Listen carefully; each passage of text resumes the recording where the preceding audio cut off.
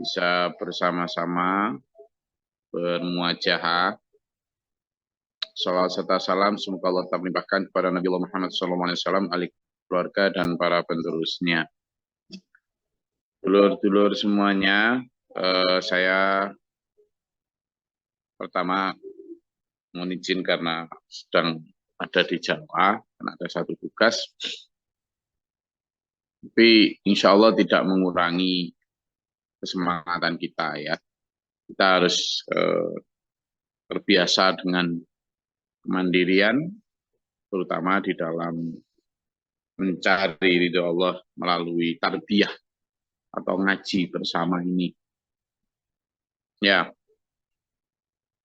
malam ini kita akan bersama-sama mengkaji satu topik gini dulu tentang birrul walidain ya, birrul walidain.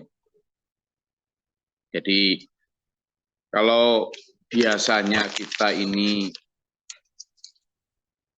pertama ini timbal balik ya. Saya ingin menyoroti dari dua sisi sekaligus ya.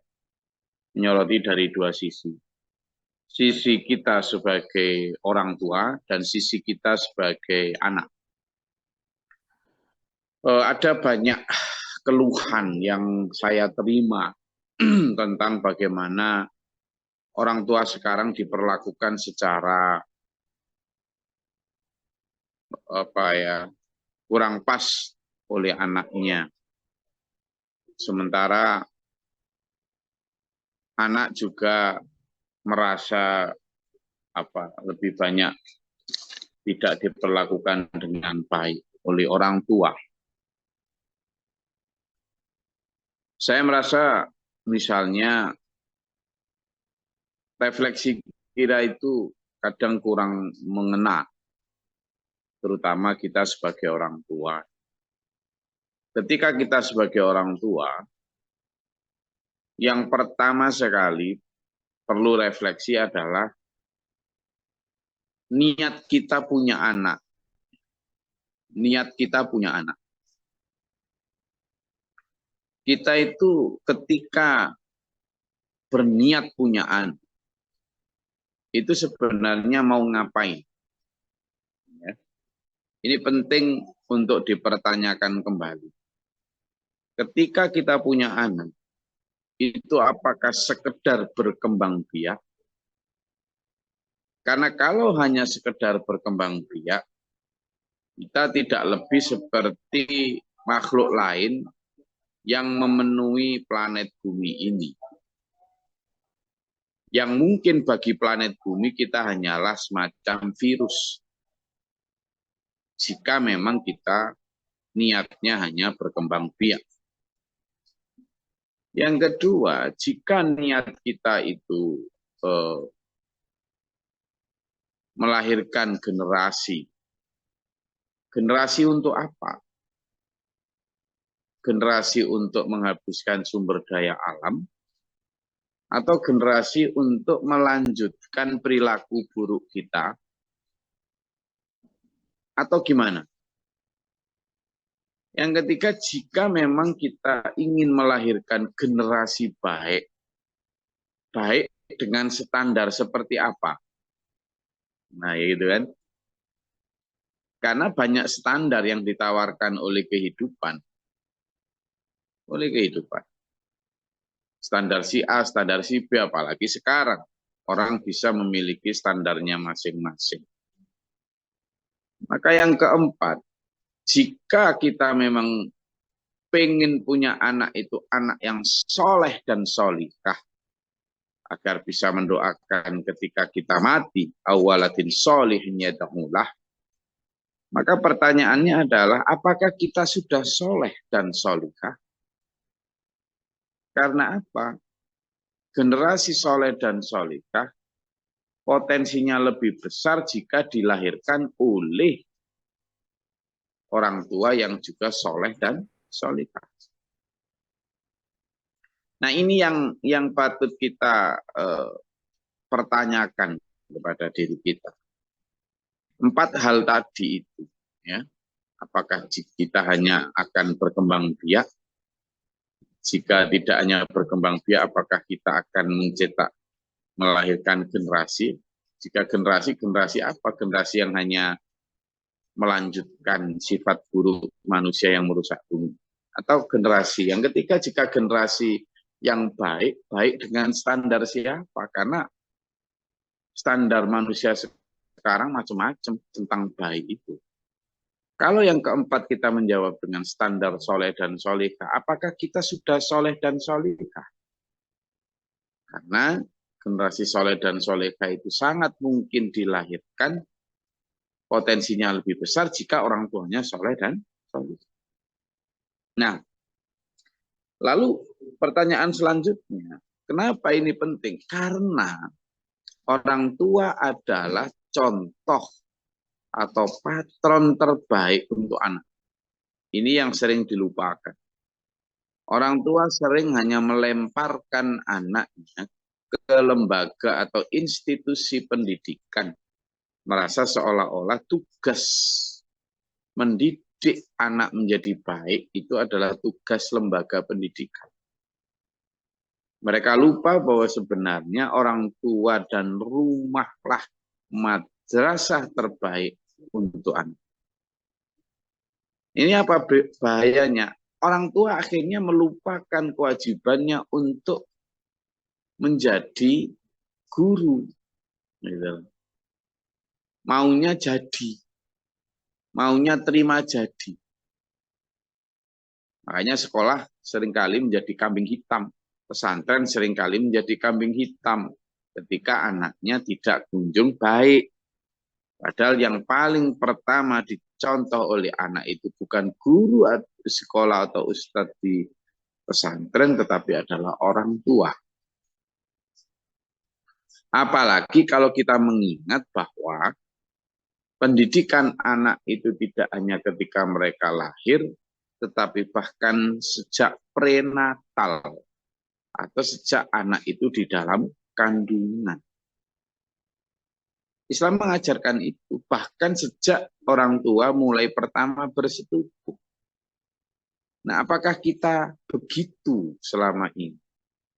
Sudah mempersiapkan betul kelahiran anak kita itu sejak mulai dari itu tadi. Gitu loh. Ini penting untuk kita tanyakan. Refleksi, kenapa anak kita sekarang menjadi begana dan begini. Jadi tidak hanya sekedar melihat anak sekarang. Nah, refleksi ini sudah kita lakukan belum? Karena sudah telat, Gus, nggak ada kata telat. Kalau anak kita ternyata sekarang sudah lumayan gede, entah itu umur 5 tahun, 9 tahun, ya berarti sekarang ini segera banting setir cara mendidik anak. Parenting skill kita itu jangan ngikuti yang ke barat-baratan sana, karena tujuannya beda, maka hasilnya pun akan berbeda. Memberi HP anak, membiarkan anak memilih mana yang terbaik di lingkungannya, membiarkan anak kemudian belajar dari HP atau dari TV. Sementara kita interaksi dan komunikasinya juga sangat jarang. Kecuali hanya sekedar, mak minta uang, pak jaluk duit, kasih. Itu.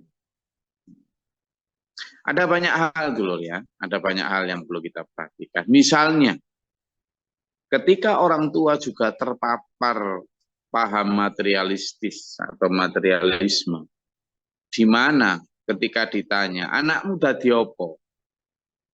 Orang akan cenderung bangga kalau anaknya itu jadi pegawai bank atau pegawai negeri, dokter, insinyur, pilot, dan seterusnya. Yang ujungnya adalah penghasilannya besar. Dan dia akan malu kalau anaknya itu orang yang tidak punya. Standar-standar soleh dan solehah tidak menjadi ukuran lagi.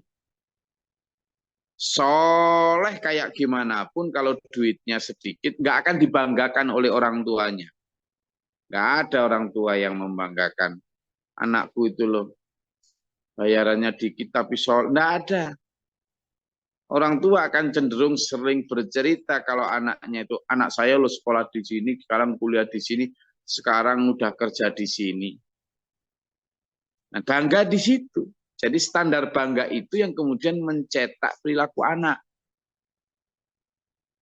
Gitu. Ada.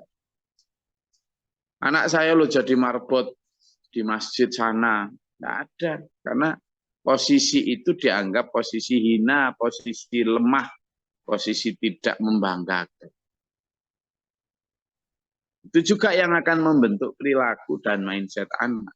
Sehingga jangan salahkan ketika anak juga melihat orang tua itu dari sisi materialistis tadi. Ketika orang tuanya sudah tidak bisa memberikan apa yang dia mau, apalagi dia kemudian sudah mandiri, maka kecenderungannya menganggap orang tua itu sebagai beban. Sebagai beban. Nah, sehingga kemudian ada kedurhakaan, ada sering membentak, menganggap ini itu dan lain sebagainya. Nah, ini yang harus kita refleksikan. Itu yang pertama sebagai orang tua ya. Lalu yang kedua sebagai anak. Anak itu memang sering lupa dan tidak tahu betapa dulu jungkir baliknya orang tua di dalam mendidik mereka, merawat mereka, membesarkan mereka. Itu. Kalau seandainya mereka tahu dan bisa merasakan, maka tidak ada orang di muka bumi ini, mau atasan, mau presiden sekalipun, yang lebih dihormati dan ditaati melebihi orang tua. Tidak ada. Yang paling ditaati dan dihormati orang tuanya. Tapi karena saking tidak tahunya, ya begini ini manusia. Nah, sampean-sampean yang sekarang sudah menjadi orang tua, dulunya lah ya juga pernah jadi anak. Maka gimana? Sampean masih punya kesempatan untuk menjadi anak yang baik. Balas orang tua sampean itu. Balas kebaikan mereka. Orang tua kalau sudah tua, itu jarang yang minta aneh-aneh, minta kalung, minta berlian, minta ini, enggak. Tapi yang diminta adalah sampean berbakti, menyayangi, mengingat, merawat mereka. Nah, jika orang tua sampean itu tidak tahu tentang urusan atau konsep akhirat, maka sampean yang harus justru memberitahu. Itu bentuk bentuk balas budi. Kalau orang tua sampean tidak tahu gimana cara ngirim sangu, bagaimana mempersiapkan sangu akhirat, maka aktualisasi kasih sayang sampean adalah dengan menyadarkan mereka tentang akhirat. Jika mereka masih punya harta, ajak mereka untuk membawa pulang ke akhirat. Sampean jangan minta warisan. Sampean jangan minta warisan. Ajak mereka untuk, ya Bapak ini hasil usaha Bapak, ini hasil usaha Ibu. Bawa pulang ke akhirat Bapak Ibu. Itu. Jika mereka tidak punya, maka sampeanlah yang harus mati-matian untuk mencarikan bekal, untuk mencarikan sangu buat orang tua. Itu bentuk kasih sayang dan balas budi kita. Di dunia juga sambil ngajari mereka sholat kalau mereka belum bisa sholat, ngajak bareng mereka sembahyang kalau mereka belum bisa. Tutup aurat dan seterusnya. Intinya bagaimana mempersiapkan. Kalau merawat orang tua secara dunia banyak yang bisa. Tapi merawat orang tua secara akhirat ini yang sering jarang. Sampean tak ajak untuk itu. Benar. Jadi itu bentuk kasih sayang, bentuk balas budi kita. Dan balas budi yang paling abadi adalah balas budi untuk kebaikan akhiratnya orang tua kita. Itu balas budi yang paling abadi. Kalau sampean belikan orang tua kita itu mobil, kalung, bisa habis, bisa hilang. Tapi kalau sampean belikan mobil kalung orang tua di akhirat dengan cara menyedekahkan itu untuk kepentingan agama bangsa negara atas nama orang tua, insya Allah itu jauh lebih abadi. Ya, dulu ya. Saya rasa itu, misalnya sekarang Mas Denny sedang syukuran karena khitanan anaknya misal. Nah, ini kan bentuk kasih sayang Mas Denny di dunia. Nah, apakah nanti misalnya Haidaru itu ketika besar atau Fadil ketika besar nanti itu mengingat betapa jungkir baliknya orang tua membuat mereka lebih baik, baik khitannya atau sekolahnya dan lain sebagainya, maka sudah harus dididik Fadil maupun Haidaru bahwa nanti ketika besar, ketika aku sudah tua engkek itu, maka yang paling aku inginkan dari kamu wahai anakku adalah kamu berbakti kepada Allah, kepada agama, kepada aku. Tapi untuk kepada aku tidak minta kamu balas dengan membelikan gunung emas dan lain sebagainya. Tapi cukup dengan aku harus punya sanggup ke akhirat dan kamu juga menjadi orang yang bisa mendoakan aku ketika aku wafat nanti. Jadilah anak yang soleh. Itu dulu. Jadi bagaimana kita sebagai anak itu membalas budi orang tua di dunia wal akhirah dengan cara-cara seperti tadi. Ya, saya rasa itu saya sedang ada di Malang. Ada tugas di sini dan saya berharap dulu-dulu benar menyayangi anak sampean dengan cara yang benar, juga menyayangi orang tua sampean dengan cara yang benar pula. Dan salah di dalam mengartikulasikan dan mengaktualisasikan hubungan anak dan orang tua, cara membalas budi kepada orang tua.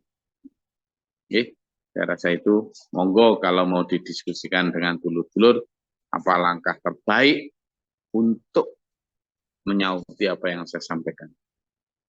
Tetap semangat dan jaga kesehatan jasmani rohani kita. Terima kasih. Allahumma shalli wa sallim barik ala sayyidina. Rabbana amanna faktubna min syahidin. Rabbana la tuzigh qulubana ba'da idh hadaitana wa hab lana min ladunka rahmatan innaka antal wahhab. Rabbana afrigh 'alaina sabra wa tsabbit aqdamana wansurna 'alal qaumil kafirin wa tawaffana muslimin. Rabbana taqabbal du'a subhana rabbika rabbil izzati 'amma yasifun. Wassalamun ala Muhammadin. Alhamdulillahirabbil alamin. Wassalamualaikum warahmatullahi wabarakatuh.